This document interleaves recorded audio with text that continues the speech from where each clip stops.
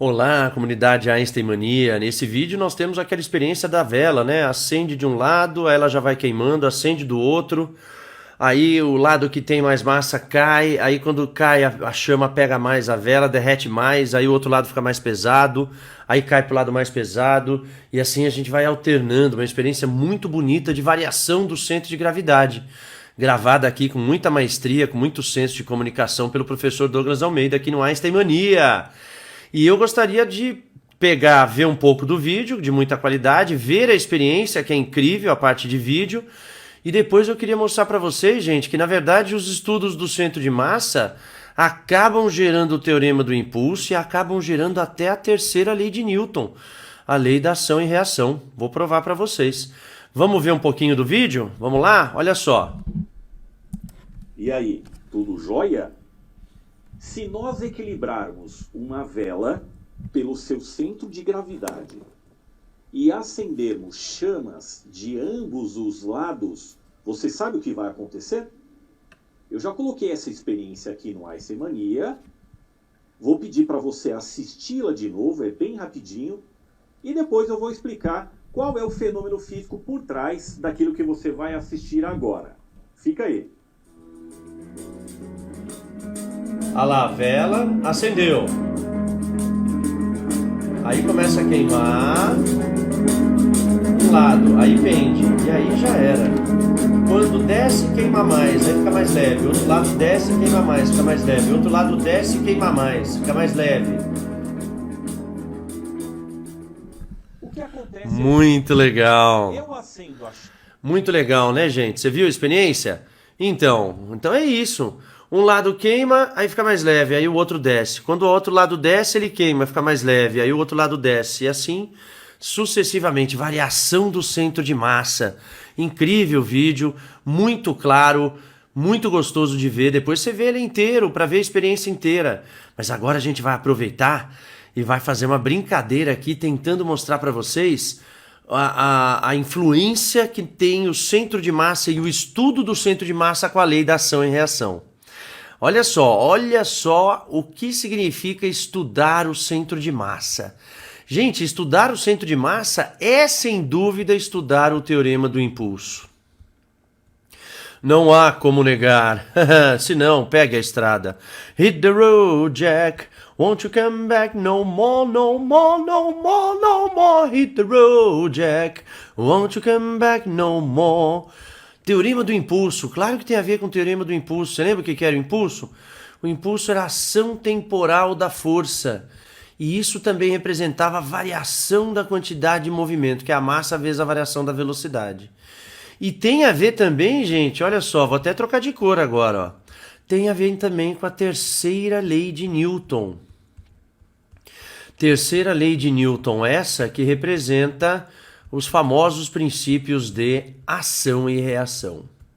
E para mostrar tudo isso para vocês, eu vou pegar um exemplo do dia a dia, um exemplo simples. Olha só, um exemplo diário, cotidiano. O ser humano há um tempão frequenta os navios e os botes e as embarcações. Então imagina aqui em cima, gente, olha, uma embarcação e aqui um rapaz aqui em cima da embarcação. Tá? E vamos supor que a velocidade seja zero para ambos, ou seja, o barco está parado, flutuando na água, e a pessoa também está parada sobre o barco que está flutuando. Tá? Bom, o que nós queremos aqui estudar? O que acontece se este ser começar a se deslocar para frente? Eu vou dizer para você, se ele começar a se deslocar para frente com uma massa m1, só tem um jeito, ou seja, este cara, vou até escrever aqui, ó, ele só vai para frente, vem acompanhando, gente, ó, com capricho para vocês.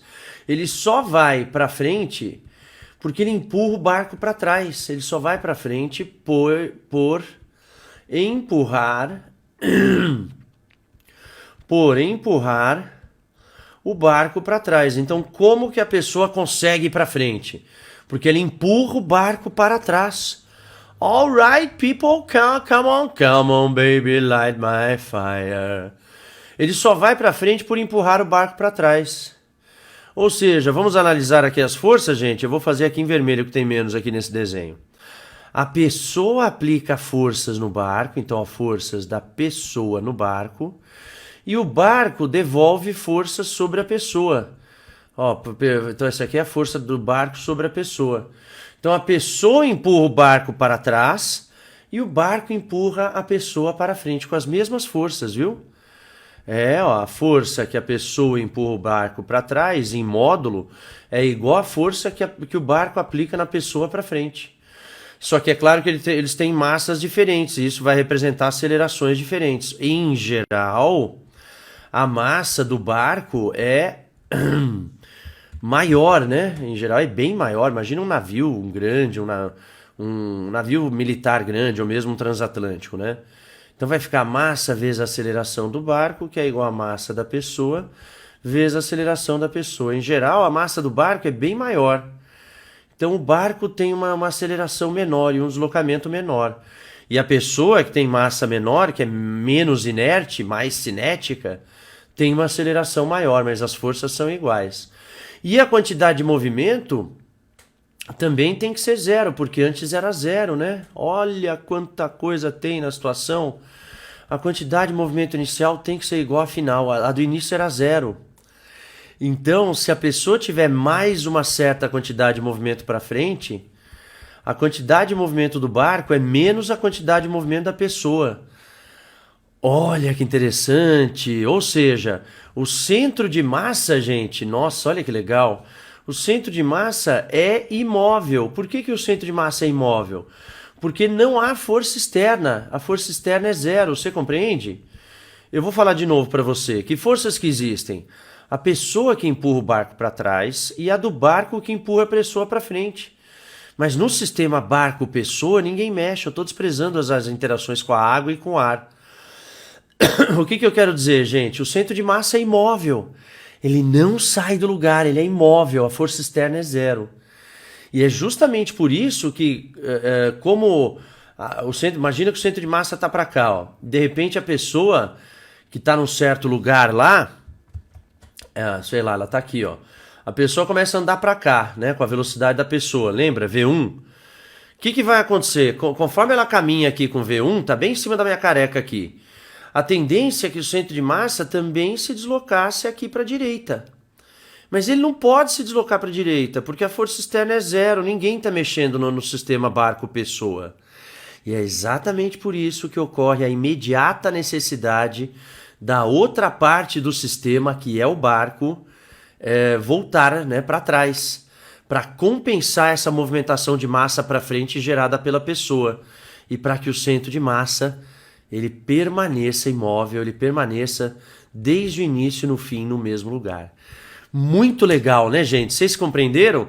Então, teorema do impulso, ação e reação, conservação da quantidade de movimento, conservação do centro de massa, é tudo a mesma coisa. Eu nem sei o que falar, vou soltar uma frase final. O centro de massa é imóvel porque não tem força externa, assim como a quantidade de movimento que se conserva, gerando movimentos opostos, assim como existe ação e reação, gerando forças opostas, assim como a aceleração de cada parte do sistema é inversamente proporcional à sua massa. É tudo a mesma coisa, conservação do centro de massa, ação e reação, conservação da quantidade de movimento para sistemas isolados. Demais, adorei, gente, adorei. Eu sou físico, eu leciono há 35 anos e por aqui eu compartilho tudo o que eu aprendi ou as coisas que eu aprendi. E eu quero que você cole com a gente, vai ser massa. Tchau, gente, um beijo, hein? Tchau, até mais.